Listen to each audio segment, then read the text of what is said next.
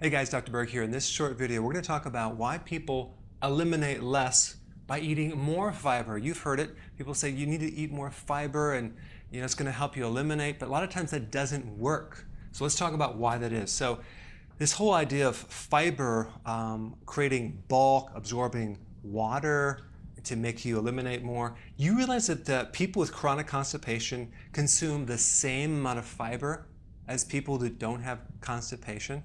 Yeah, so that's interesting. People with chronic constipation get more constipated when they add more fiber. There's also a small amount of clients that I have where I put them on 7 to 10 cups of vegetables and they get completely constipated. So there are certain people that just don't have the microbes to digest all that fiber. Well, first thing you need to know is that you want to consume your fiber from vegetables and possibly even fruit if you're not trying to lose weight, okay? Now, let's say you're really constipated and you do have a weight problem and you've tried everything. Well, I'm okay with you doing fruit because there are certain types of fibers in the fruit that do create elimination, like prunes, for example. So I have no problem with that because it's much more important to eliminate than to be constipated, especially if you're trying to lose weight, okay? But here's the thing, if you consume all your fiber from fruit, and by the way, the recommended amount of fiber that even the USDA is recommending is 35 grams of fiber per day. If you do that from fruit, that's 143 grams of sugar. That's 10 teaspoons of sugar every single day.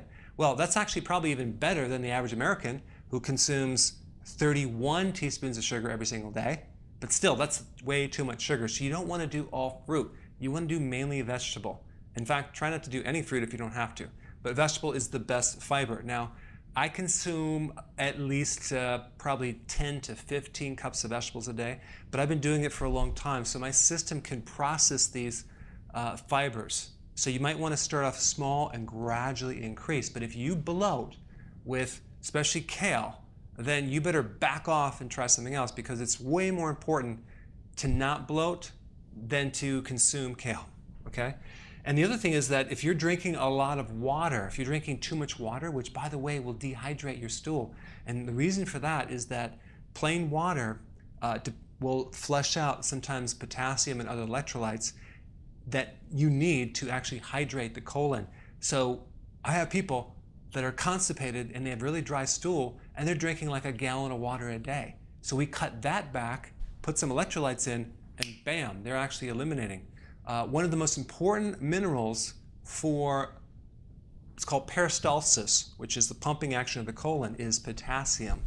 So potassium is important, especially if you want to get it from some type of electrolyte powder.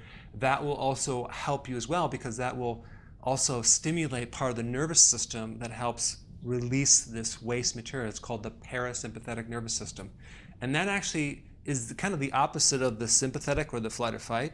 And that's why you have to be really stress-free and relaxed to eliminate. When you're stressed out, there's a reflex that just turns off the digestive system. So anyway, I want to make a point on fiber, so go ahead and apply this information and I will see you in the next video.